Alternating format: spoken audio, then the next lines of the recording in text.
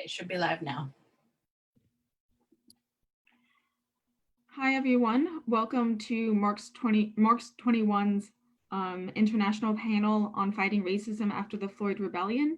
We're just going to give everyone another minute to make sure that they have the stream working on their devices, and then we'll go ahead and get started.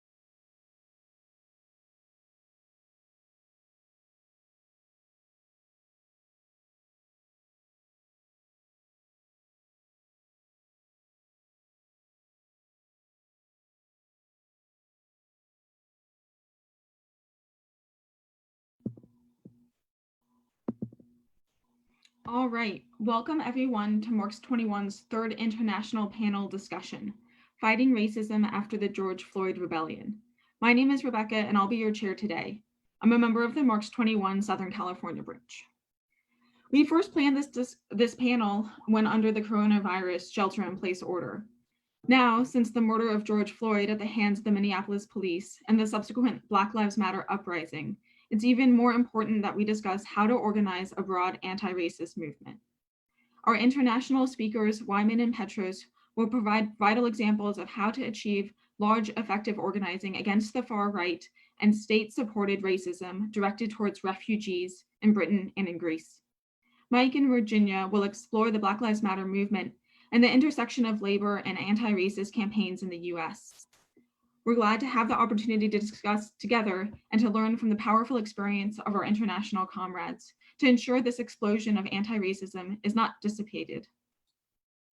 We'll give each speaker about 10 minutes to share their thoughts and follow up with a couple of rounds of questions and answers. So please, if you're interested in asking questions, send that along in the Facebook chat with your name and your location if you feel comfortable sharing that information.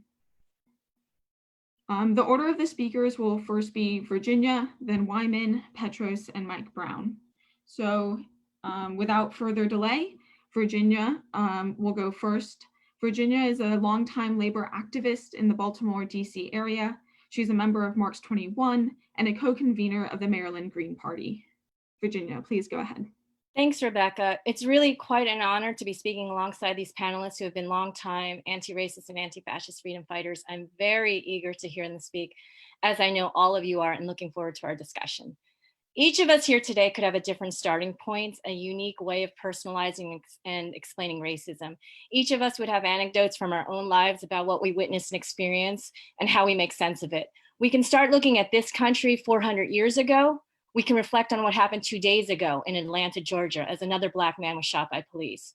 Recognizing that anger has been long simmering before we were born, but also recognizing that slave revolts and uprisings, movements and demonstrations were also happening, how can we try to explain what is going on in all of our streets today and why this is a moment to seize upon in order to build fundamental change in our society? Let's begin in the United States with the racism under the current president.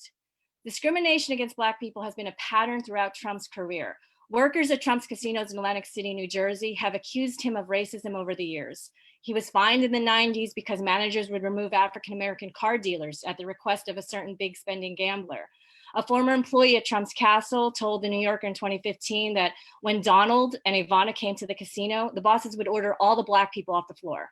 A former president of Trump Plaza Hotel and Casino wrote in his 1991 book that Trump allegedly disparaged his Black casino employees as lazy, in vividly bigoted terms. He was serving as the president of his family's real estate company in the 70s. The Justice Department sued the company twice for racial discrimination against Black people looking to rent apartments in the Brooklyn, Queens, and Staten Island boroughs of New York City.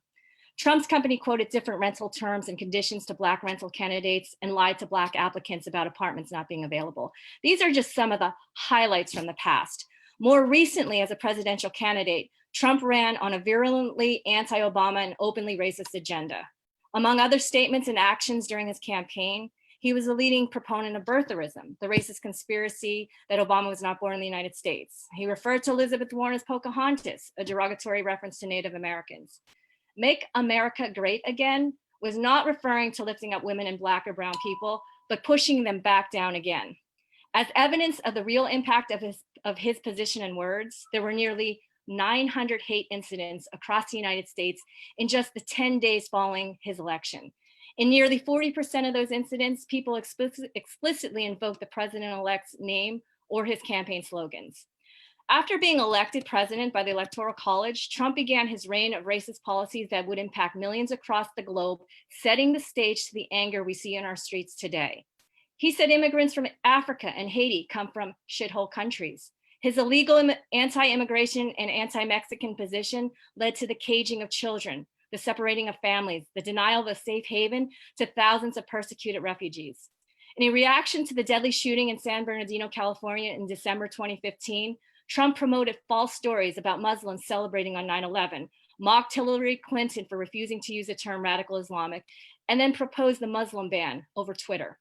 Amid vibrant protests at airports and widespread condemnation, in June 2018, the US Supreme Court upheld an amended version of Trump's ban. The final version blocked most immigrants and many travelers from Iran, Libya, Somalia, North Korea, Syria, Venezuela, and Yemen.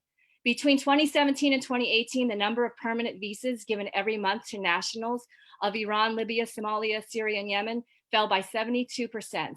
Collectively, those countries are more than 92% Muslim. Domestically, Trump incites, condones, excuses, and promotes white supremacy. Beyond appointing political allies who are the heroes of the white nationalism movement, he took more than 48 hours to denounce the white supremacist violence in Charlottesville, Virginia. 3 times in a row in February 2016, Trump denied opportunities to renounce white nationalist and former KKK leader David Duke, who had recently told his radio audience that voting for any other candidate than Trump would be treason to your heritage. Very currently, President Trump's usage of the term Chinese virus to refer to COVID-19 promotes a false narrative that the virus is somehow foreign and invading us from the outside. From the Chinese Exclusion Act of 1882 to Japanese internment camps during World War II, Asian Americans have been singled out as a foreign presence, viewed as alien and exotic. Thanks to Trump, Asian Americans have become the physical embodiment of disease and now are seen with even greater suspicion. The FBI reported that Chinese and Asian Americans are now experiencing increased hate crimes due to the coronavirus global outbreak and Trump's comments. In the last 2 weeks of March alone, 1,100 incidents were documented by the Stop AAPI Hate Reporting Center. These incidents range from verbal assault to violent attacks, such as the March 14th stabbing of a Hmong American family in Texas, where a 2-year-old and a 6-year-old were stabbed at a Sam's Club because the perpetrator thought that the family was Chinese and spreading the disease. Other examples included an April 5th acid attack on a Chinese American woman in Brooklyn. A 44-year-old man was charged with aggravated harassment after harassing and pushing a 47-year-old Asian man in Queens who was walking his son to a bus stop. A woman shouted profanities at an Asian journalist and coughed in his direction while shopping in Los Angeles. Teens attacked a 51-year-old woman on a New York City bus, screaming anti-Asian statements against her and accusing her of causing the coronavirus. Conversations about race and racism in the United States tend to focus on anti-Blackness and white supremacy. This binary obscures anti-Asian racism from public view, but conversations like the one we're having right now can help promote connections and build solidarity among workers across race. Because of the racial targeting and racialized attacks on Asian American communities during the pandemic that were stoked and promoted by our top political leadership, the rise of solidarity in the streets is easier to understand because political consciousness of who actually is promoting such hatred is a shared experience among oppressed minorities. We see Asian Americans standing up for Black lives in a deliberate and concerted way. A quick Google search for Asians for Black Lives Matter brings up more than 200 million results, which is too much to process here. But suffice to say that the division sowed by capitalism between Asian and Black communities in the United States can be cut down by the unity we are seeing in the streets today. It's important to recognize the level of pent-up pain and frustration of communities of color leading up to these brilliant demonstrations for Black Lives Matter. COVID-19 has disproportionate impact on Black and brown people because of hundreds of years of systemic racism. The latest data shows that African Americans have died from the disease at almost 3 times the rate of whites. In Kansas, Black residents are dying at 7 times the rate of whites. In Washington, D.C., the disparity in death rate between Blacks and whites is 6 times. In Michigan and Missouri, 5 times. And in major hotspots of the disease, New York, Illinois, and Louisiana, 3 times the amount. Predominantly Black US counties are experiencing a 3-fold higher infection rate and a 6-fold higher death rate than predominantly white counties.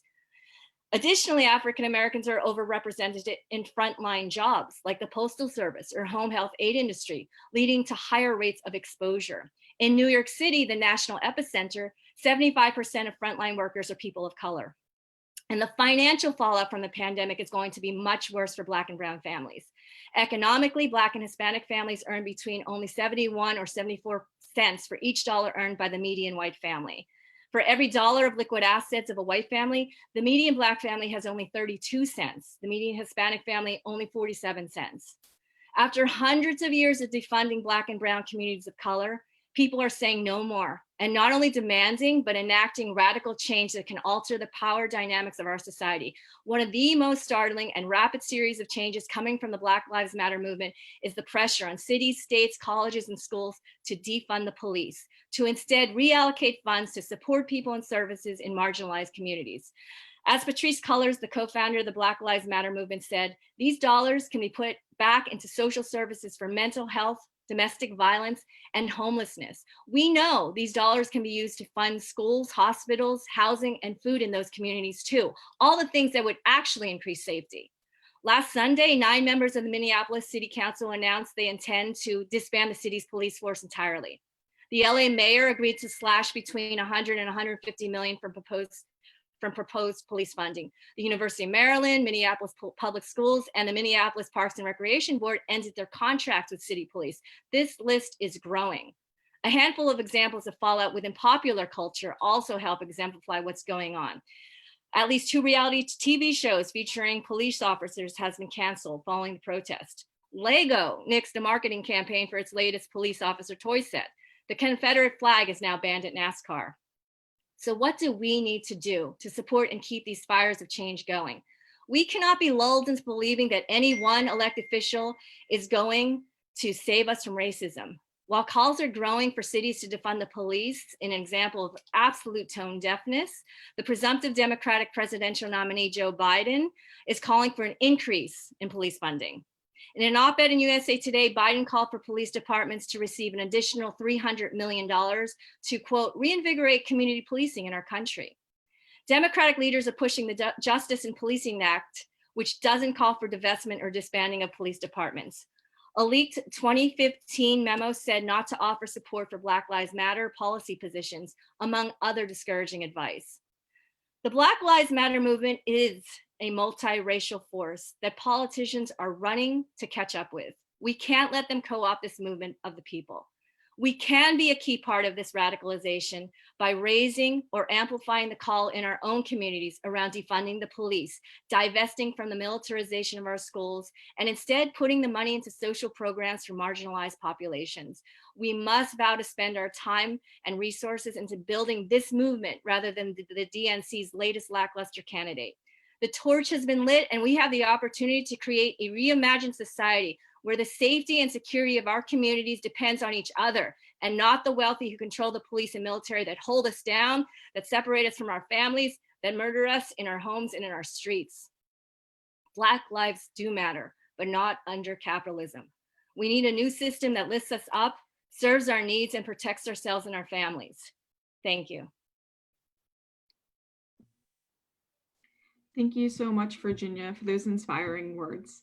Our next speaker will be Weyman, an anti-racist campaigner with Stand Up to Racism in the UK and a member of the Socialist Worker Party. Stand Up to Racism is a national, broad-based campaign in the UK set up to combat the rise of racism, the far right, and fascism, and is supported by major trade unions, faith, and community groups. Weyman, please go ahead. The first thing I want to do is offer my solidarity to the brilliant uprising that's taking place in America today and in the US. And the reason why the George Floyd's murder, I think, has galvanized millions of people across the world. And I really want to start off by, in 2014, I came to the United States. I was invited to Michael Brown's funeral from Stand Up to Racism to say a few words to a meeting afterwards about what happened. And I think it's worth understanding where we are now and where we are then and what it means internationally. And I think for when you look at the movement like Black Lives Matter inside the UK and the inspiration it drives from the enormous struggle, it's, if you compare it to 2014, it's so much bigger, it's so much wider, it's Black led, but it's so much more multiracial. And I think that it's posed our leaders with a serious problem. I remember when I went to the United States, Barack Obama was the president of the United States. And the strategy that was put forward by many of the Black activists I talked to was Black faces in high places. But I don't believe you could have had a much higher place than the president of the United States. And yet you have to say that Michael Brown, Trayvon Martin, Eric Garner, and thousands of others didn't get any justice. And anybody who were forced to watch the murder of George Floyd, 8 minutes and 46 seconds, it's seared in the memory of all of us about what that means. Because you could see people saying, stop killing him, and he wouldn't. And I think that reflects what's happened to thousands of different communities, particularly Black communities, at the hands of the police. The idea that they're neutral, that they're our friends, has been deeply questioned all across the world. But trying to explain this, trying to explain why there's such a division and what the police is for, is clearly put here. My experience has been, for the last 20 years, we've been fighting free forces. We've been fighting the open racism of the British state. We've been fighting the far right, which is in the shape of different fascist organizations and racist populist organizations. And we've also been fighting the consistent deaths in custody.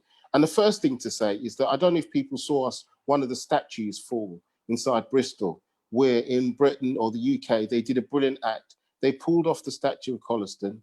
People I know helped them drag it through the streets and threw it into the sea. All statues of racist and fascist must fall. All colonialists must fall. And what we have to understand about Britain is that Britain is the heart, or UK was the heart of the British slave trade. In fact, if you don't understand what happened in Jamestown in the 17th century, there was something called the Jamestown Revolt, which was a partial attack against Native Americans. But part of it was the uniting of indentured labor and Black slaves together to challenge the control of the governor at that time, a man called Berkeley's control. And in the aftermath of Berkeley's control, in 1650 in Virginia, they passed something called the Slave Codes, in which enshrined in both America and in the UK the question of racism as a systematic tool to divide people from each other. And it was because the slaves and the indentured laborers had united. And that tells us something about racism. Racism comes from the top of our society and is organized in a systematic way. They brought those codes in so they couldn't be unity. Frederick Douglass said it to divide each to conquer both. And I think that from the time of the inception of capitalism, it's important to understand this, because sometimes people say, how can we explain the division? Is it just a matter of privilege? Do you mean people are privileged? That's the real division. It's actually a question of power and maintaining our structures. And for a strategy that can lead to genuine liberation, it's not to deny the experience of racism. Experience can tell you a lot. It can describe. It is the narrative, as Frederick Douglass, to the background, to the lives of those people that are lost, the destruction of people's lives, the attacks, as has been said before, the way that Chinese racism has been used, Southeastern racism has been used to divide us. It is a narrative, but to explain it, you have to look at the last 400 years in a deeper depth and talk about the resistance that's come from it. We've had resistance, 1968, that spurred up resistance inside this country. In this country, there's always been resistance against racism. But I do want to point out there's a joke in Britain: when the United States sneezes, Britain catches a cold. And in some senses, you've seen that in the struggles. the resistance has led to a flowering of movements all over Europe, but also particularly in like 50,000, lots of young people have marched. But they've marched for three reasons, actually. They've marched because also the way that COVID's done this, we have a buffoon in charge of the British ruling class, a man called Boris Johnson, who's such a fool, he managed to catch COVID himself. I mean, whatever you say about, I think Trump is a buffoon, the world's greatest buffoon. But nevertheless, he managed to lock himself in the White House bunker and hide away once in a while, coming up, putting out a Bible he's never read in his life, as he walks down the street protected by militarized people trying to do that. But actually, the whole point is that inside Britain, the British ruling class has also been faced by that. Only recently, after America, it had the highest death rates. Neoliberalism in Britain has meant they've hollowed out the state, the strategy. In fact, they have a strategy called Prevent, which targets Muslims and says, we want to see what you're doing, what targets children. It hasn't got a strategy for stopping COVID. It's not prevent COVID, it's prevent unity between Muslim communities and the working class. It's called a strategy called Prevent, which treats Muslims as suspects, not as citizens. And it tells you something about the way that racism has been used, Islamophobia has been used to reintroduce racism inside Britain. So Islamophobia was used to reintroduce racism in the aftermath of the different wars. And actually, as a consequence of that, you've seen older forms of racism, anti-Black racism, and racism against refugees being strengthened. And I think we have to understand this complexity, the way they use different times to play different communities against each other as a strategy. But we have been able to defeat them.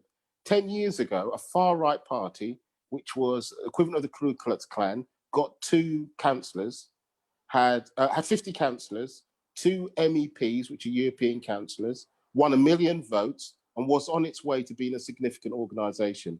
I'm proud to say that with other United Front, like Stand Up to Racism, UAF, we smashed them.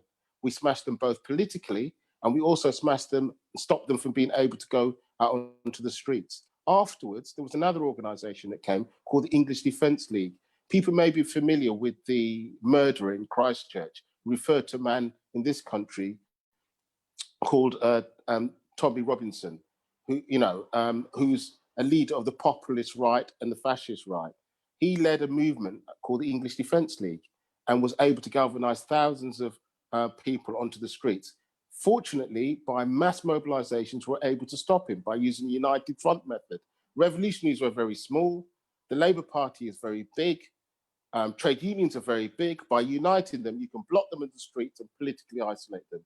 That United Front method, which was presented by a man called Leon Trotsky, proposed the United Front against Hitler, was a method that we used in spirit to defeat them. We have to use these methods all the time. But I think something special has happened at this moment. Lots of people can see our government's lying. They lied about COVID. They lied about the 60,000 people that died here. In particular, the Black communities have been at the forefront because there's a link between poverty, class, and the way that COVID's hit people. And people are angry. And that's part of the reason why so many people have come out. So we've got a triple fight against racism, against COVID. And the third thing is actually against the way unemployment has been hitting people. And I think it's important that we understand that the organised working class in this country was able to stop Boris Johnson from going straight into stopping the lockdown. The teachers inside the UK refused to accept the government telling them we're going to open up all the schools on the 1st of June. Boris suffered a massive defeat because of that. It's not seen, but it's important for us because the collective joined with the collection of people on the street and said that Black disproportionate deaths meant that teachers as a collective had to take action with other education workers and shut down, make sure the schools didn't open. That's class power. And we had class power coupled with anger on the streets with Black youths were able to produce a movement. I know I'm running out of time, so I just want to end up on a couple of things about we need our 2 weapons are solidarity and unity. I've sat in this Zoom meeting and I opened up by saying I can travel around the whole world in a moment. There's an old song by Gil Scott-Heron that said, "The revolution will not be televised." I'm sorry, Gil, but that's not true. The revolution can be televised because you can see what's happening in different parts of the world, despite what our rulers say. But we do need one other thing that's a critical part. I think it's critical that people who are thinking don't fall for the old tricks, because the old tricks are just depend upon electing somebody who's above you and they will solve the problem. We had a radical left leader in Britain called Jeremy Corbyn and Diane Abbott. They were defeated, and actually part of their defeat has meant that we've had to rebuild a movement which is based on grassroots leadership and the question of a left leadership. This is a critical question of why you need, I believe, a revolutionary core, a revolutionary party at the core of any mass movement that takes place. And it has to be multiracial. I believe this may be one of the first struggles in history in which Black generals have led a multiracial struggle, and it's a multiracial struggle on the on society. I must say that when I saw the Minneapolis police station on fire and the statues inside begin to fall across the world, when statues begin to fall and when police stations are put on fire because they're repressing people, and when people join commonality, what's at stake is the future of our society. At the heart of that, that's the potential. It's not guaranteed. We've been here before, but we can win this. I'm going to stop there because I think I should let other speakers come in there. Solidarity, no justice, no peace. And I salute the struggle that's taken place in the United States. It's given everybody a chance, and it gives every chance for workers to be at the core and everybody to unite together. We've got nothing to lose but our chains. Thank you. Thank you, Weyman, for providing that really insightful historical context and for talking about the successes of the United Fronts in the UK. I think, you know, we have a lot to learn from your successes, and we appreciate you sharing that experience with us. Our third speaker is Petros. He's a leading member of KEERFA, a movement against racism and the fascist threat in Greece. He's a municipal councillor in Athens and a member of SEK, a socialist party in Greece. So Petros, please go ahead. Okay, first of all, thank you very much to give me the opportunity to speak at this particular time when the whole movement around the world is inspired by what is happening in the streets of the United States of America. The shocking experience of watching on a video one Black man dying at the legs of a cab. It was really something very shocking, but what happened as a reaction to this, it's amazing. For us in Greece, it reminds us what happened in 2008, when it was the period that the economic crisis was starting in Greece and in Europe and around the world. And one young guy was murdered at the center of Athens, Alexis Grigoropoulos, a 16-year young guy. So after that, and also it was a period of escalating racism in Greece. The ruling classes were playing the card of racism, and they opened the way for the neo-Nazis of Golden Dawn eventually in the same period. So in the same day that this young guy died, another migrant was dying at the hands of the police, and that was really at the same time. So what happened after that? 150 police stations were attacked physically by thousands of young school students. I mean, school kids from the age of 12 to 16, most of them. They were demonstrating for days. For 1 month and a half, the whole of Athens was burning in barricades. There were general strikes. There were mass anti-racist demonstrations, especially in that period. And it was very clear that the murder of that young man on the hands of the police was provoking this big rebellion. And also our experience in Greece, police brutality was going hand in hand with racism. During that period, the government and the ruling classes, they were using racism in order to split workers' resistance. And in Greece, when we speak about workers' resistance, we mean that in all that period when the governments they were trying to impose austerity, and the European Union and the Troika, as we call it, the bankers, were pushing for their policy for the bailout to save the banks, there were more than 30 general strikes. So they wanted to push back this mass movement, and racism was at the heart of their policies. Racism was opening the way for the fascists. The fascists were cooperating with the police stations in the center of Athens to control areas at the hands of the Nazis, of the neo-Nazis of Golden Dawn. There were more than 1,000 migrants who were stamped. Some of them died at their hands. So it was really a terrible period in what happened in that period. But mass resistance was very crucial.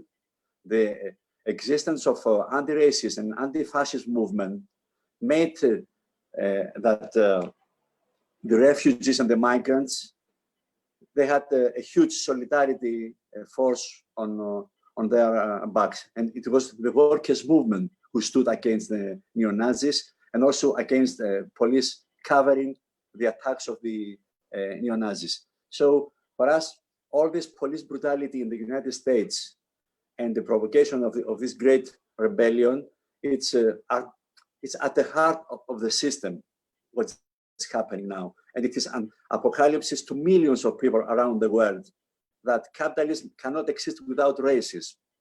Their experience is neoliberalism. It is destroying the millions of people by poverty and austerity. The experience with Donald Trump, he also played all the bad games for climate change. He was supporting the industry of oil and so on. He was even denying that there is climate change. So for millions of people around the world demonstrating for climate, against climate change and for to save the planet. For all the people who are struggling against austerity and the system of profit. For all the people who are revolting against police brutality and of course against racism. What's happening in the United States of America, it's really a big shock to all the theories that were supporting for a lot of years that capitalists cannot be beaten. They are all powerful, and the only thing that we have to do is to subvert, to be subordinate to their own policies because they are powerful. And if you see Donald Trump hiding in the White House because outside the door there were just 500 demonstrators, okay, we laugh for that, but this is a very clear picture of the panic of the strongest ruling class in the planet, of the ruling class that was built through racism. They looted Africa. They made half of the African population slaves, and that's how American capitalism was built, the strongest capitalism of the world. So to see now that American capitalism is on the defensive, but their own people, by a mass movement, by the Black Lives Matter movement, by young people, by all this multicultural participation in demonstration, and of course, what you can watch with your eyes is that a lot of times on the first line, they're women. We know that the women's movement, the Me Too, and all the fight against sexism has been also inspiration for the last years. So our movement in Greece has been connected a lot of times with what's happening in the United States. I remember at the day of the inauguration of Donald Trump, thousands demonstrated in Athens, and it was amazing that our demonstration was joined by supporters of Bernie Sanders in Athens. They joined the mobilization to the American embassy in that period. 2 years before, we organized a demonstration outside the American embassy when Heather was murdered in Charlottesville by the fascists there. And the last 2 weeks, there is a new movement now in Greece, which is Black Lives Matter. There are young students demonstrating with the anti-racist movement, going to the American embassy, thousands of them. They joined the Day of the Environment that was on 5 of June in Greece, and they were there in hundreds chanting Black Lives Matters. So Black Lives Matter. So, I mean, for us, it's very important, all this development, that we are in Europe and we know what is racism for the European Union. It's very central to their policy. They close the borders. They send thousands of Coast Guard to close the border between Greece and Turkey, and also on the islands. That meant for the last 10 years, we have 20,000 who were drowned in the Mediterranean Sea. That's mass murder. And the murderers are the rulers of the European Union. So racism is not ideological in the European Union. It's killing thousands of people. And this goes on. When in February, the Greek government sent army to close the border with Turkey, and some thousands of refugees, they were trying to get in Europe. They were faced with not only with terror, but also with murder. They were shot to death. They were tortured. They were sent back through the river without their clothes. And this is Europe. And they continue all this racist policy. By now, I mean, the last 5 years, they built mass detention centers.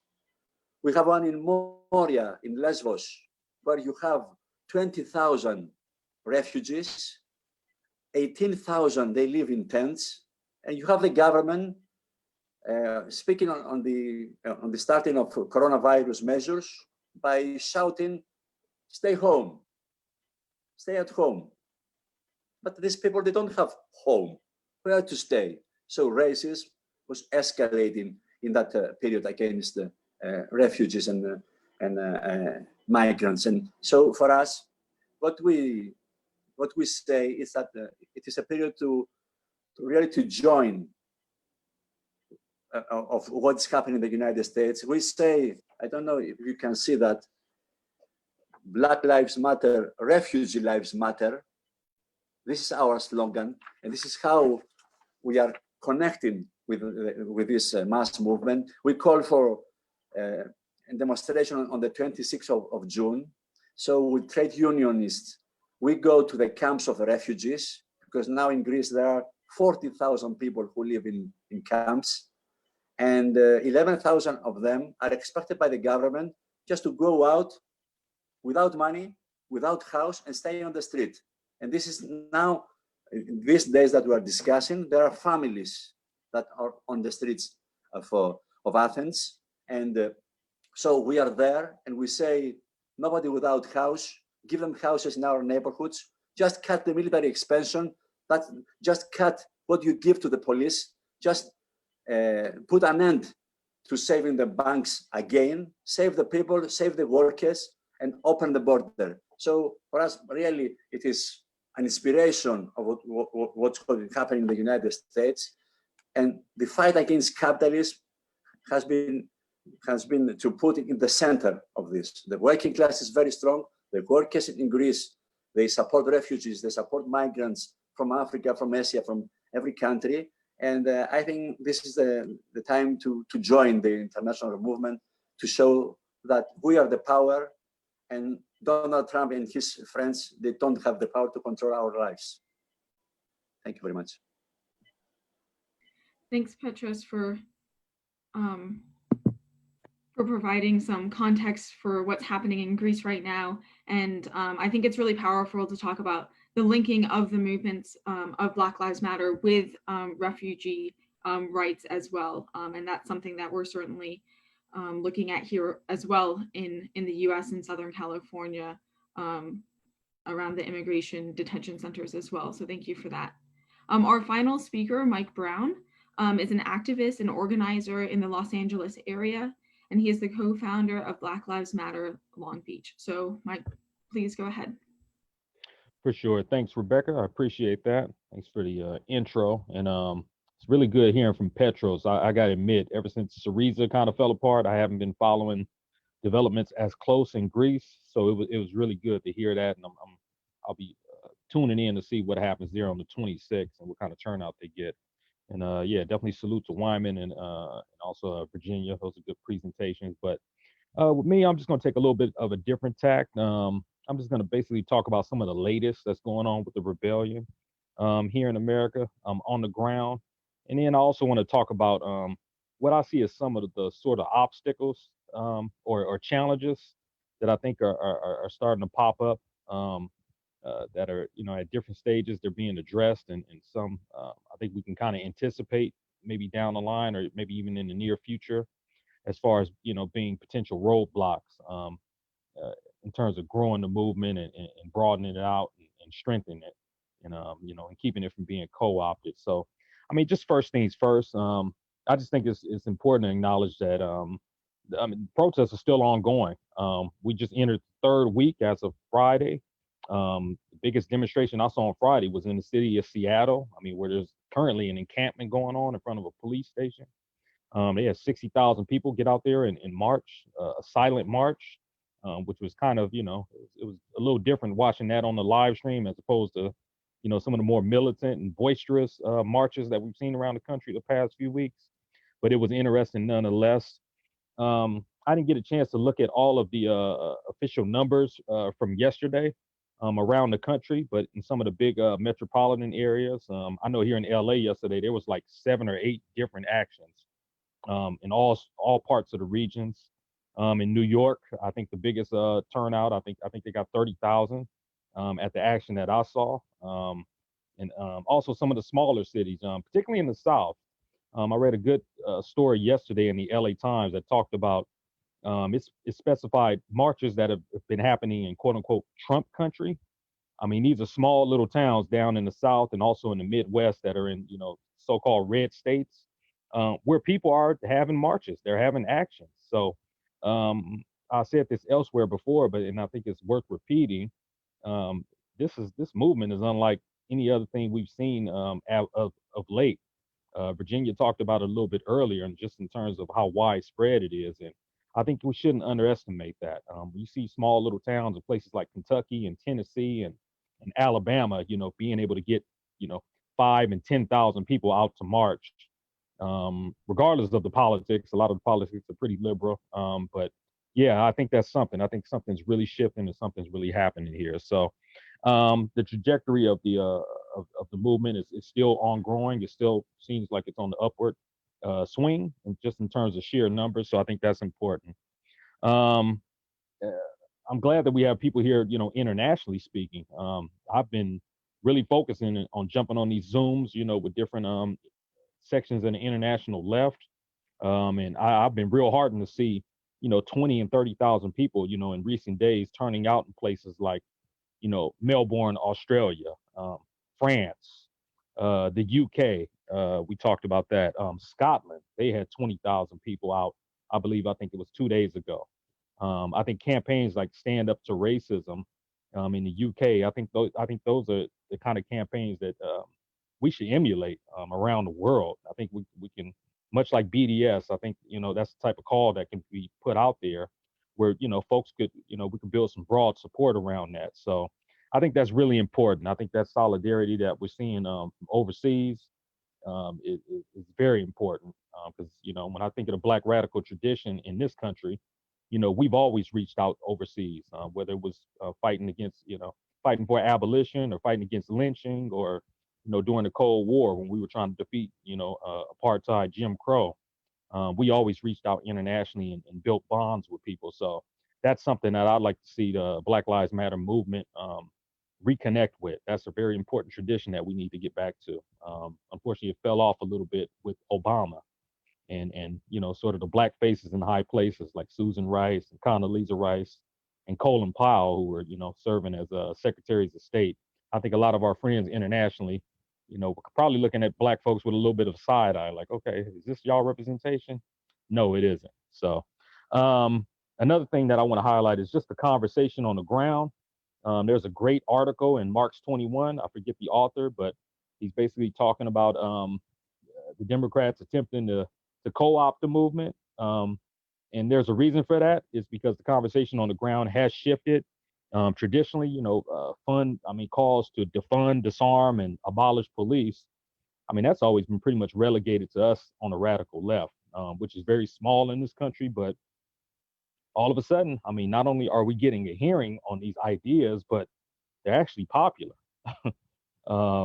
Which is, I've said this elsewhere as well, but this is a big ideological opening and pushback against quote unquote law and order, that whole ethos that we've been dealing with, ever since the 60s, which has kind of, acted as a bludgeon to, put the brakes on any kind of left outlook that can, reimagine things like law enforcement and diverting funds back to people and not to, to protect the neoliberal order. So I think that's important. I think something else that's really important is that's been happening is the statues being brought down. I mean, that's another thing that's really taken on a real international dimension. As was mentioned earlier in the UK with some of the statues of some of the races and the slave traders brought down. I mean, here you see they're trying to actually get ahead of the people now. The people have been well ahead of them since, the Black people got gunned down and massacred by Dylan Roof down there in South Carolina a few years ago. That's where we really start to see a real pushback and a real, folks going on offense in terms of pulling down Confederate flags and defacing some of the statues. So this past week or two, it's really been ratcheted up. I thought it was important that, down in places like Tennessee, one of the things that got torched was like the Daughters of the Confederacy building. I mean, I thought that was a good thing. Frank Rizzo's statue in Philadelphia was just this real, rancid white supremacist mayor. I mean, the city was basically forced to take that down because people kept defacing it. They kept pulling it down. Columbus's statue in Minneapolis, being pulled down by Native Americans. I think that was very important. Yes, these statues, people may say that this is just symbolism, but to me, it represents something that's broader and more underlying, than just police brutality. Of course, police brutality is the catalyst here, like it always is for uprisings in this country, at least over the last 50 years. But there's a lot of underlying issues around economics and just, the whole history of this, colonial settler state. So I think that's important. And then I'll just touch on, and Rebecca, feel free to give me the 2-minute warning at the 8-minute mark. I just want to talk about maybe some of the obstacles and some of the things that I've been seeing that I think are challenges. So one thing is the cops keep killing. I mean, there's no getting around that. Virginia touched on a little bit about Atlanta, but, just long story short, for people who aren't in the loop, I mean, brother named, Rayshard Brooks. I mean, they killed him in the Wendy's drive-through. There's a lot of stuff that had happened around that. That video came out yesterday. Mayor Keisha Lance Bottoms, in her attempt to try to, quell, unrest and get ahead of it. I mean, she moved pretty quickly. She's claiming that the police chief down there resigned, who is a woman as well. But I think it's pretty fair to say that she probably forced her out of there. She told her, hey, you're about to quit and we're going to reassign you somewhere else. And the cops were fired. And we'll see if there's charges there. But yeah, I mean, they keep killing. It was on video. People were filming it. So, as mass as this movement is and as effective as it's been so far, yeah, that fundamental, reality of police terrorism towards Black people is so acute, it's so concentrated, it's so embedded in this thing that they just keep doing it. So that's a problem. I think also the co-opt is real. They're trying it. I just read a story yesterday in Black Enterprise where American corporations have spent over $1 billion to dedicate to fighting quote unquote racial inequality. So, but if you look at where all that money is going, from places like Michael Jordan and Amazon and these other folks giving money, they're giving it to like the NAACP, the ACLU, the Urban League.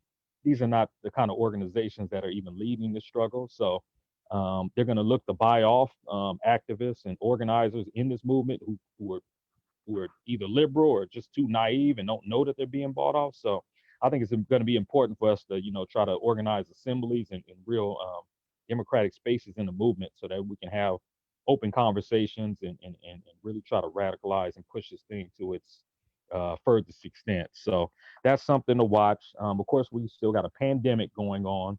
I think America right now, we're at 115,000 deaths all around the country. So at this point, to some extent, the country's pretty much reopened for the most part. I know here in California, we hit phase, I think 3 yesterday. So I think gyms and amusement parks are not open, but they have open things like barbershops and things of that nature. So in some of the bigger restaurants. So yeah, we still got that as a backdrop to deal with.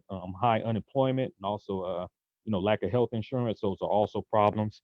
And then just last but not least, I read that statement the other day from the AFL-CIO, Richard Trumka and that whole crew, and it's just real disappointing that they're still not on board. They're still largely just I won't even say tone deaf, but they're just so ineffective in trying to relate to this movement. So all the good action around labor right now has been mostly at the rank and file level. You had the IOWU earlier this week. They didn't go on strike, but they did, I think, a 1 hour work stoppage in solidarity with the protests. So there's some stirrings going on with the IOWU up there in Oakland around trying to get some unions to get some actions going on Juneteenth. And we've seen other little pockets of resistance in the union movement, solidarity, like the National Nurses United, also transportation workers, but it's just not wide, it's not broad enough. So it's something that continues that's going to need to be built and continued and hopefully fused, with the movement in the streets so that we can really put some social power behind these protests. So I'll stop there. Looking forward to the hear and looking to hear everybody's feedback. All right, thank you, Mike, for that excellent talk. I know you've been jumping on a lot of Zoom meetings, so we really appreciate you taking the time to talk with us as well. I know it's been a really busy time for you. All right, so now we're going to move to the question portion of the discussion. We have some questions coming through the Facebook Live chat, and I encourage you, if it's not too late, if you have a question, go ahead and throw it in there, and we'll pose it to our speakers. So some of these questions are for specific speakers. So I'll announce those if they are, and some of them are more broad. So we'll just take them as they come. So the first question is from Nicholas, and it's directed towards Weyman. Can you talk about or comment on what happened at the Black Lives Matter gathering in London? And I'm just going to go ahead and let you answer that, and then we'll move on to the next question.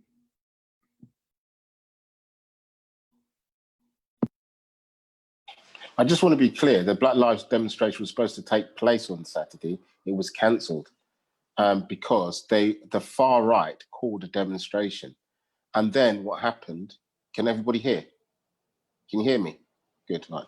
And then what happened was there was an argument within the movement about what we should do. The argument was, if we come out, there's going to be a conflict. So the best thing to do is to stay at home. So for many of the young activists, the people leading the movement are 16 to 19. They are swayed by the elders who are from the older part of the movement that say, and actually it's not an accident, the police do kill Black people over here. And they're incredibly violent towards you when you do anti-racist demonstrations and people have been killed. So, and they give you longer sentences than you would if you were white or from, if you're non-white. So that's the truth. But actually what happened was there was a call for people to stay home. The far right came out and they said they came out to protect statues, but people wearing swastikas who would have been on the side of Hitler suddenly found themselves defending monuments that are supposed to be against fascism, which is a contradiction of itself. Given Sikh Heil at the same time saying we defend it was very confused from their side. Nevertheless, later on in the day, some people rejected this, including some of our people. And we went into a place called Trafalgar Square, and the fascists tried to attack that, and they once the ones that got through the police barriers were not met warmly by the Black Lives activists. They were dispatched very quickly, and then they were told to go back. But the real thing is what Michael said about co-opting the movement, big corporations coming in. We have a big organization called the Trade Union, the Labour Party here, has a bigger role. So it was both difficult, but also under Corona, the coronavirus also made it harder because people are still trying to socially distance and call resistance. Those three things make it difficult. But it was, I think it's a step forward and a step back. It's a step forward that people still resisted, but it's also a step back that the leadership of most of the Black movement said, do it on another day, avoid mass opposition. And we're still going through that process because of that. Sorry, but I hope that's concise enough. We still have that battle to win. And every time the fascists come out, and every time we talk about state racism, we have to keep relearning these lessons and try and win through a strategy that can defeat both in that sense. So I want to stop there about that. Thanks, Weyman. We're gonna shift to a couple of questions about the US, and then we'll shift back to a couple of questions for our overseas comrades. So the first question is directed towards Mike. I'll ask that, and then I'll also ask a second question. Maybe Mike, you can respond first, and then I'll give Virginia some time. So the first question is for Michael, like I said, about building the Black Lives Matter movement. The Democratic Socialists of America is the largest socialist group in the country and has been attending a lot of these rallies around the country and raising demands to defund the police. But the DSA is reluctant to lead this movement because they're a not majority Black organization. How do you think groups like the DSA should approach the rebellion? And I'll just ask the second question as well. And by the way, that first one was from Claire. Okay. The second question, who is organizing the recent protests in the US? Are there organizations or groups that can be brought together? Many marches seem to be created by a few young people on social media. This has some good points, but it seems this can not go on forever. How can we best prioritize activity or draw upon common demands?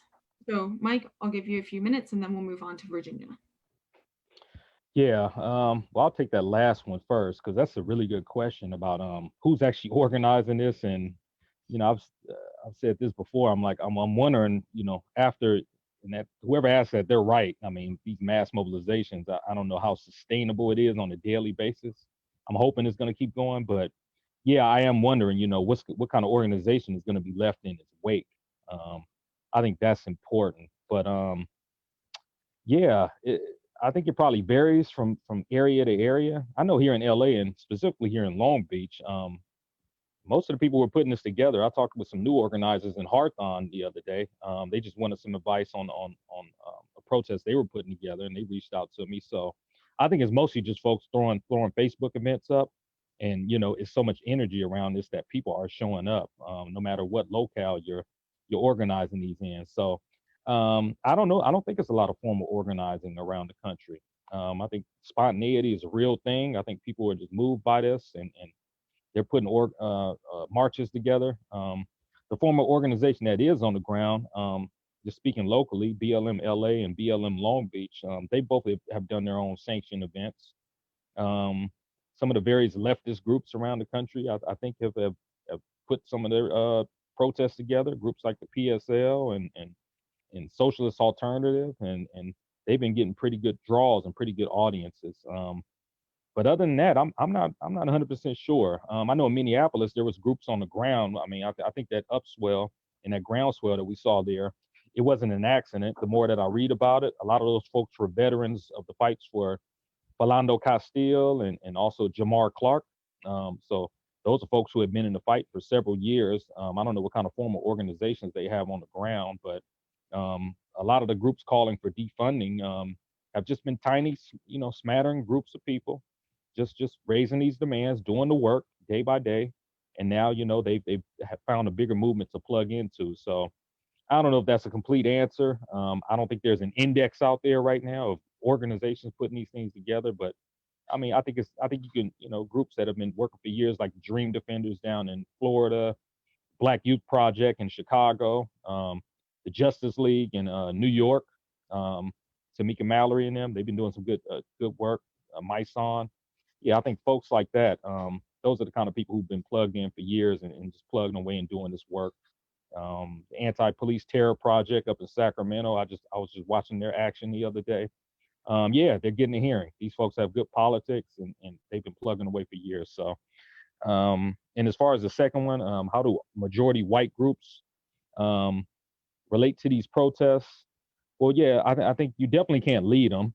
I mean, that's one thing. I think it depends on the locale. If you're in a place where there is some grassroots Black organizers and they have some good politics, you know, I'm not one of these people who believes you should just listen to Black people, because I'm not listening to the NAACP and the Urban League and these preachers. That ain't happening. I'm staying home first before I'm going to any of their marches. But yeah, if there's some good grassroots Black organizers, particularly, you know, Black Lives Matter chapters, or folks who are screaming Black Lives Matter, because there's a distinction to be made. I'm not part of Black Lives Matter, the organization. I had some qualms with them, and I left that in 2016.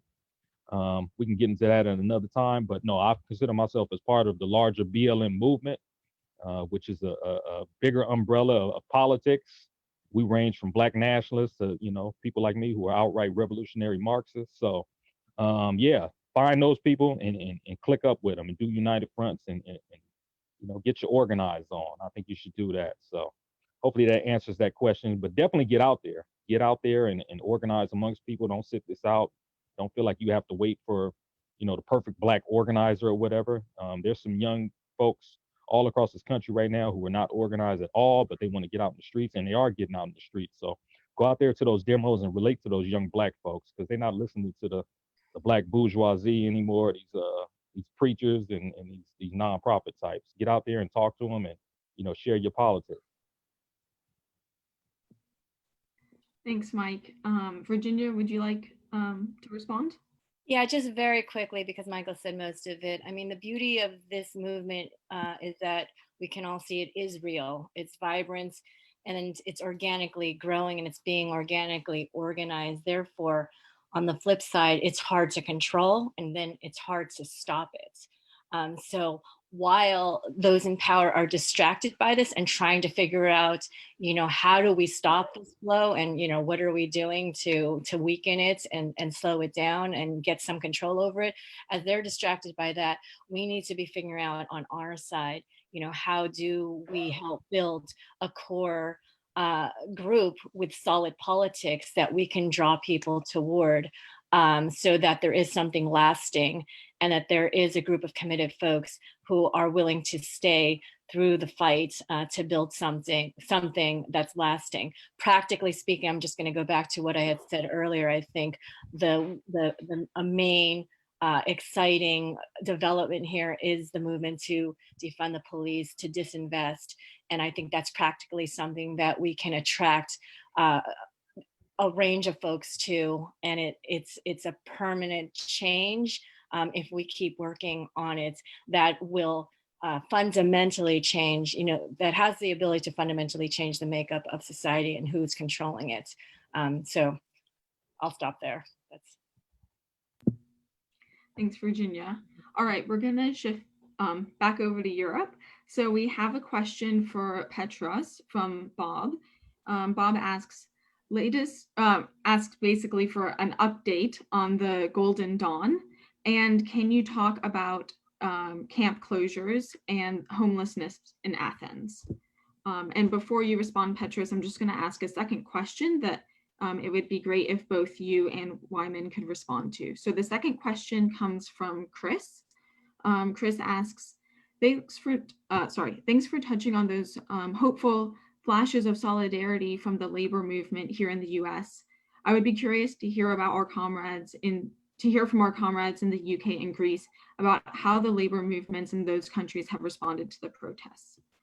So I'll pass it over to you, Petros. Okay, first of all, the neo-Nazis of Golden Dawn are on the defensive. In 2012, 2013, they managed to get in the Greek parliament with 7% and 500,000 votes, and they had 18 members in the parliament.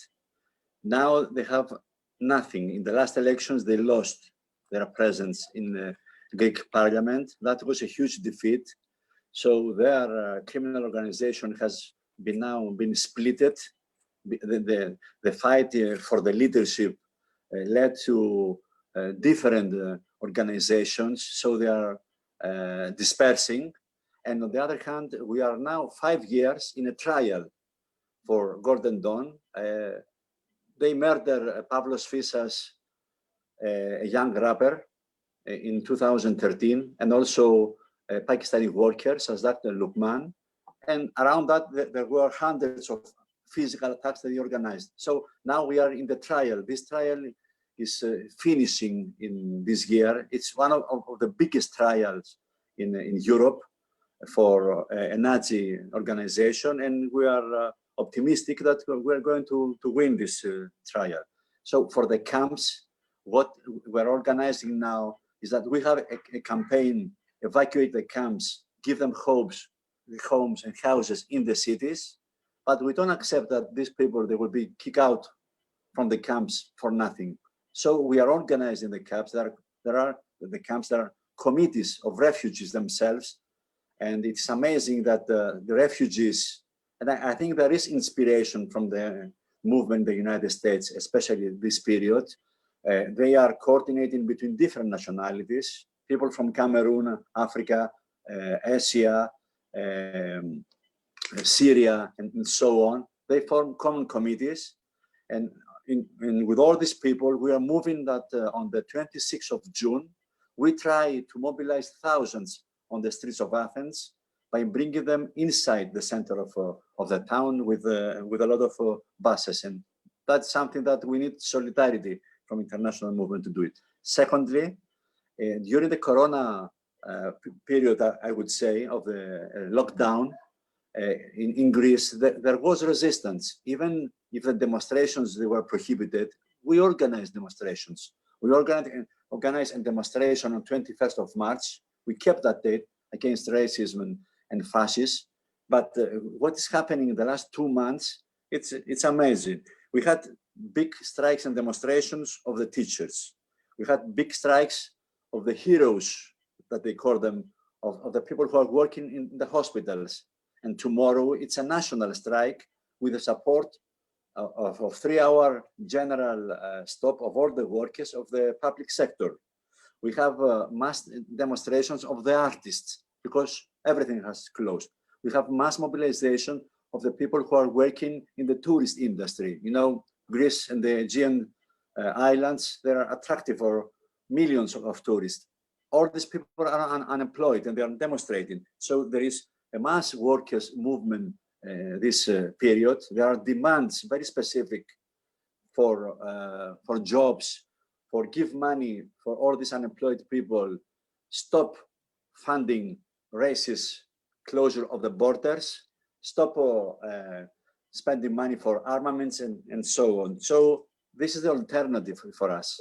And Michael Brown spoke about Syriza. You know, Syriza, it was a hope, not only in Greece, but left governments can deliver. They didn't deliver. And what is happening is not that after the defeat of Syriza, we have disappointment. We have a powerful workers' movement, an anti-fascist movement, anti-racist movement. In Greece, we have revolutionary anti-capitalist left. It's not only the Socialist Workers' Party in Greece, SEC.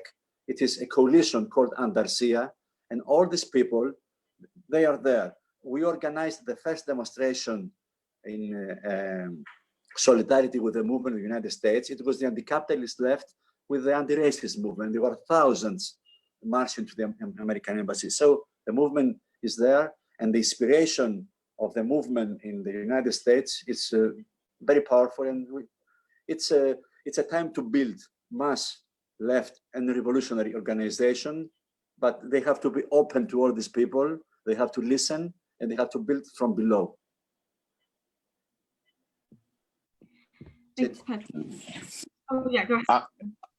I want to say that's very good. I think the movement in Britain has two sides of it: the collection of people, the youth that's gone out into the street, and the collective of the organized working class, 6 million working class people, in which through a united front like Stand Up to Racism, you have a link. So the workers' movement, because of COVID, has been organized in socially distant things. So they haven't gone on to the mass movement in the same way as they would do normally, because the COVID, there's been a campaign to stop the government from opening up, to stopping the lockdown.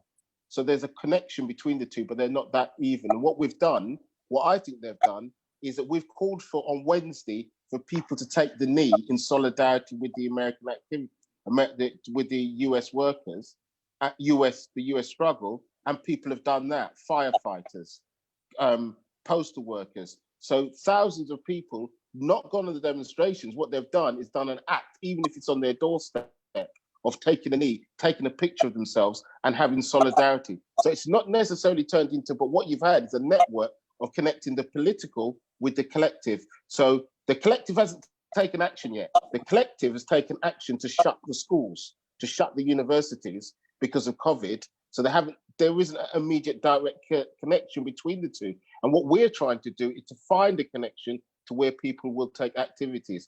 We've called for a special inquiry into why Black people in particular, I thought Black in the political sense, anybody, you know, in that sense, Muslims, have been disproportionately affected by COVID, to put the blame on the government. And the trade unions have joined on that. The government caused COVID, the government's in the thing, and at the same time, they're trying to drive us to our deaths. At the same time, they're attacking Black people, to make a link between those two things. But we're just at the beginning of that. And that process is we're just at the process of it. And that's where the polarization comes in. You have the Nazis, you have the political reaction of the government, and the trade unions are responding to both. We're a small organization, but we're connected to a man called, there was a group of people who were around Jeremy Corbyn, who formed different groups, Momentum, which is equivalent of Jacobin or something like that. So we work with those people and form a united front to try and draw the two things in together. But at the heart of it, there's got to be a diamond bit, a revolutionary bit, that argues we learn from the lessons of 68 onwards. We learn from the Black Panthers, we learn from all those struggles, and we draw all those struggles together and look for what's collective. So our job is to join the collection, the spontaneous collection, together with the collective. And we're just at the beginning of that process. We're not like Greece. We're far behind that. But that unevenness process, we're trying to break politically. Sorry if I'm going on too long, but the American struggle gives us the potential for people to see through the whole lot of it. And that's the chance that we've got to present a revolutionary argument with a movement that wants real change. Thanks, Weyman. Okay, I think I'm gonna ask one more question and use that as basically a time to wrap up. So I'll ask it, I'll go through each speaker. Feel free to address the question, but also provide any last thoughts that you'd like to leave us with, and then I'll end with a few announcements as well. Does that sound okay to everyone? Okay, great. So the last question is from Ian. Ian asks, in the UK, we have Stand Up to Racism and United Against Fascism. These are United Front organizations. Have comrades any intentions of building similar organizations, I presume, in the US? So Mike, we'll start with you, and yeah, please take it away. No, that's a good question as well. Yeah, like I said, I've been looking into it. I've been reading a ton since I've been talking with folks from the UK here the past week and a half about the stand up to racism, and I really think folks need. I think we really need to emulate that and try to build around something like that. I don't know what it would be called, but yeah, right now I'm still an independent socialist. I'm not connected with a group, so I don't really have much opportunity to build something like that. I guess I could maybe put the call out, but I'm not aware of anybody who's moving towards something like that right now in the U.S. in terms of some type of united front group against fascism. I think there's a need for it. I think we should prep the ground. I'm seeing more and more of these videos of vigilante groups in places like Philadelphia and Boston who are going out to quote unquote defend these statues. They were assaulting a reporter from one of the live stream platforms called Unicorn Riot yesterday. I think it was in Philadelphia. I mean, basically just a bunch of goons who love the cops and got Blue Lives Matter flags, and they went out there armed, open carry. So, and we've seen some incidences of folks driving cars into some of the protests. And those are definitely far right elements. Those are not just regular people who are frustrated because they can't get their coffee. No, these are far right elements who we're openly talking about and threatening to do things to the protests. So I think we should start taking that serious in terms of internal security on the left. And, you know, also if people are in states where, you know, we can mobilize labor and folks are able to get concealed weapons licenses and open carry, we should start taking that serious. That threat is out there, it's looming, and Trump and the police are whipping them up, and they will use them to deploy and come against us. So we should start laying the groundwork for that.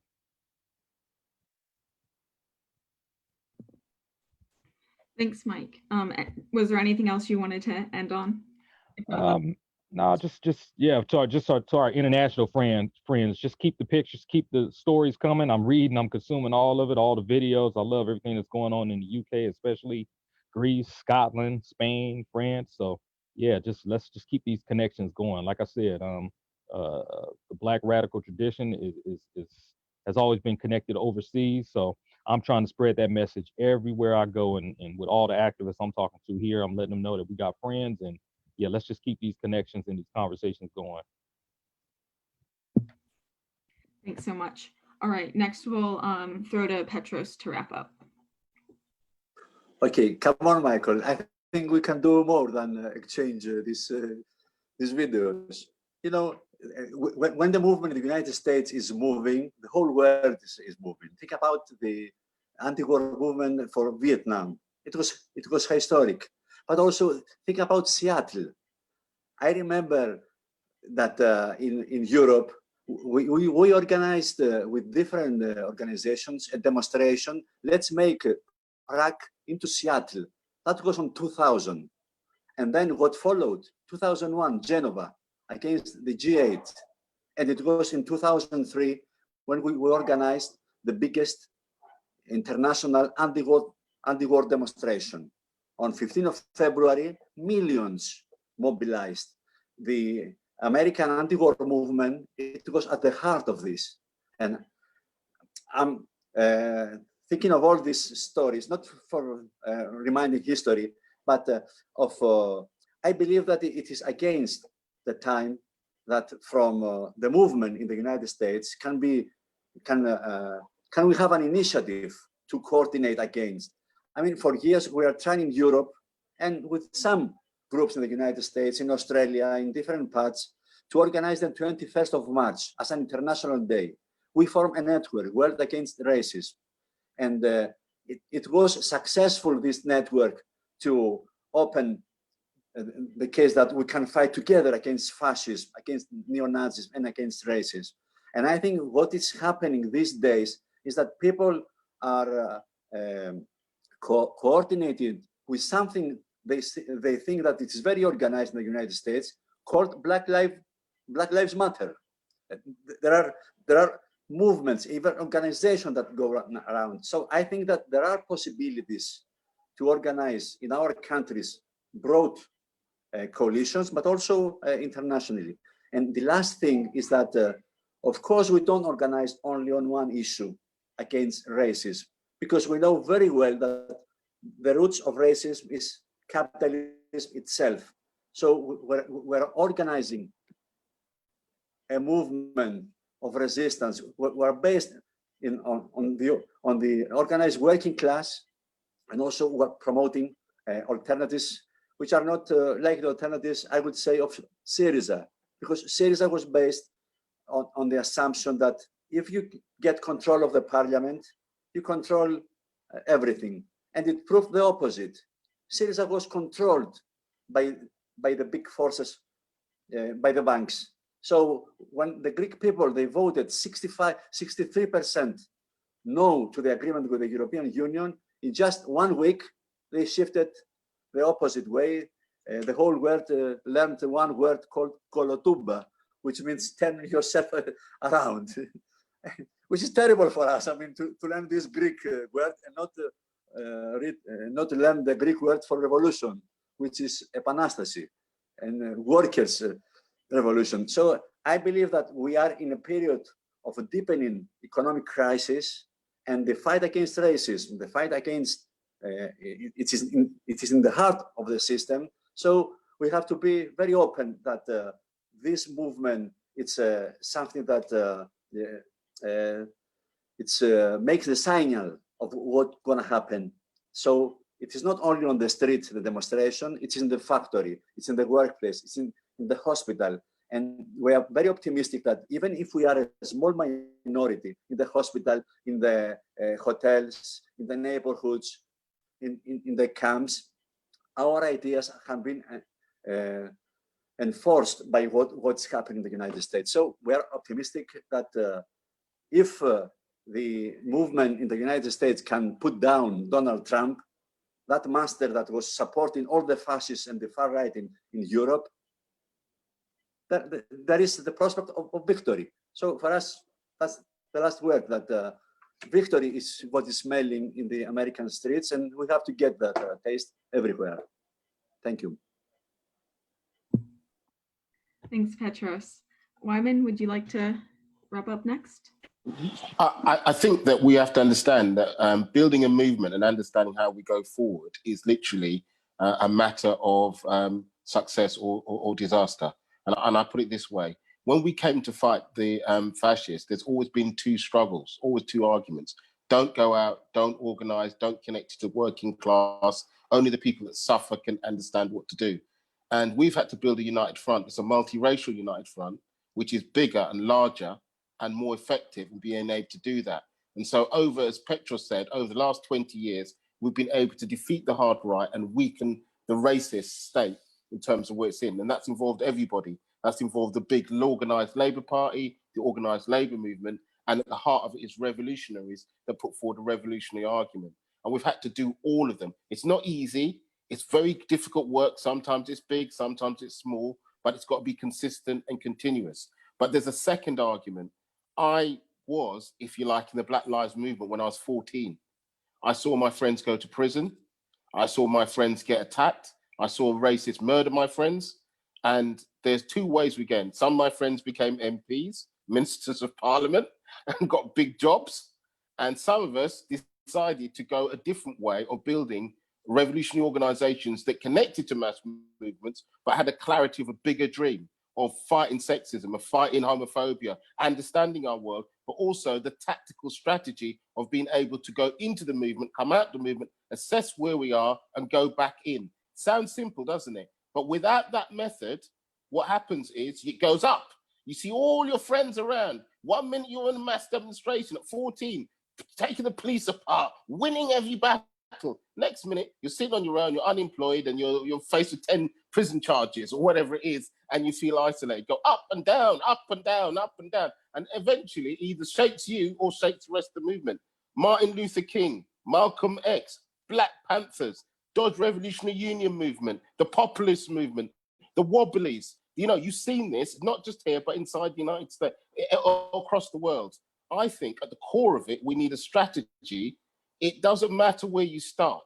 It matters where you end. I want a different type of society, but a group of people have to come together and say the ruling class doesn't care about us, and we have to work out a political way forward. And that means, unfortunately, I'm good friends with a man called Jeremy Corbyn. I'm good friends with Diane Abbott. He's in the Labour Party. There are other people in between. I do not believe in the reformist way to socialism. I don't believe it. I work with people, but I think it's misguided. So what I think we have to do, no matter where you start, with one person or two people, there's a man called Lenin who argued this. He said, better to work with some wise people than have hundreds of people that weren't necessarily wise. I think it's important that we organize the wise people, not in a super way of telling people off, but it matters because at the end of the day, we have to win. What is our objective? I'm going to stop here. So what I'm saying to comrades is international solidarity and international unity, but let's have some clarity as well. Let's have a revolutionary party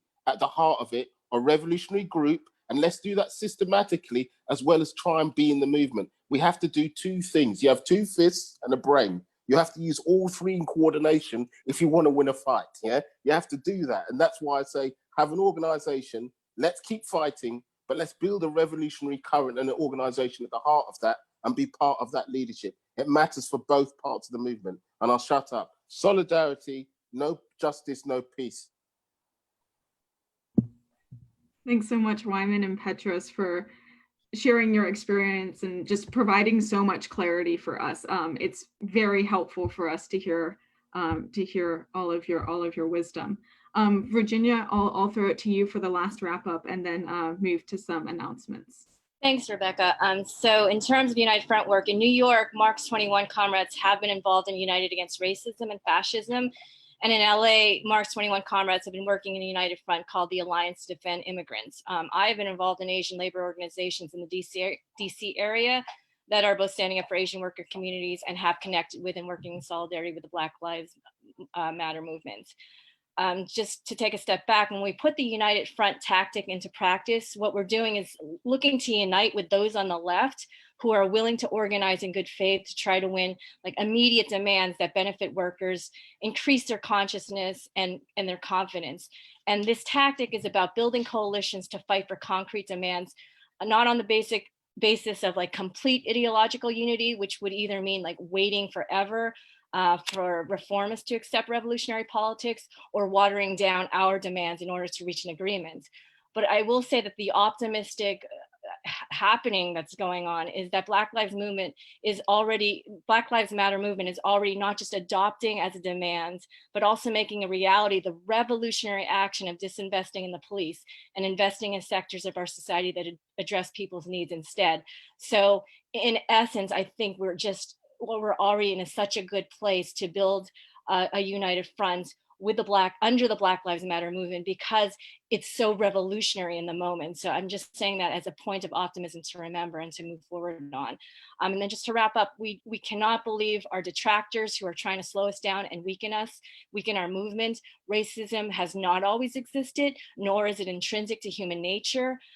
All the oppressions under capitalism, including racism, just go to serve the purpose of dividing us up, to make us weaker. We are the majority of the people on the planet. Today, as Weyman pointed out, the need for a revolutionary alternative to the failures of capitalism has never been greater. And the challenge we have today is to make revolutionary socialism once again a part of the discussion on how to end the catastrophe that is unfolding in Black and Brown communities across the United States, across the globe. The Black and Brown people have the most precarious, poorly paid jobs and receive far lower wages than white workers, even if they do the same work. Black and Brown people are dying at faster rates from the coronavirus, from so many other key diseases. Black and Brown people are impacted to a much higher degree by climate catastrophe and environmental injustice. By increasing exploitation of the Black worker, and especially Black women, capitalists are able to further undercut the wages and living conditions of the entire working class. So any serious discussion that we have about Black liberation has to take up not only the critique of capitalism, but also a real strategy for ending it. This strategy is based on the revolutionary potential of a unified, multiracial, working class, international movement against capitalism, just like the movement we are seeing across the globe today, as Weyman, Petros, and Michael have all spoken about. We need only to take a look at our streets, our schools, and our communities right now. Black youth are leading us, we are winning, and we will build the world we deserve together. Thank you. Wow, thanks so much to all of the speakers again. For providing such great political analysis and clarity about what we need to do to move forward.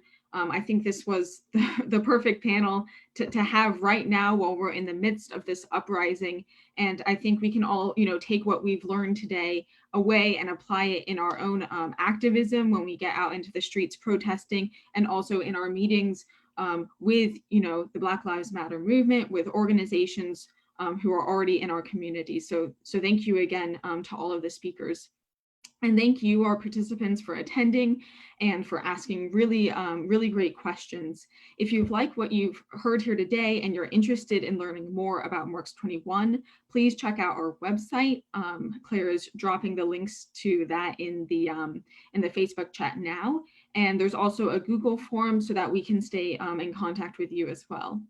If you're interested in learning more about Marxism and our politics, we'll be holding a reading group next Sunday discussing Chris Harman's How Marxism Works.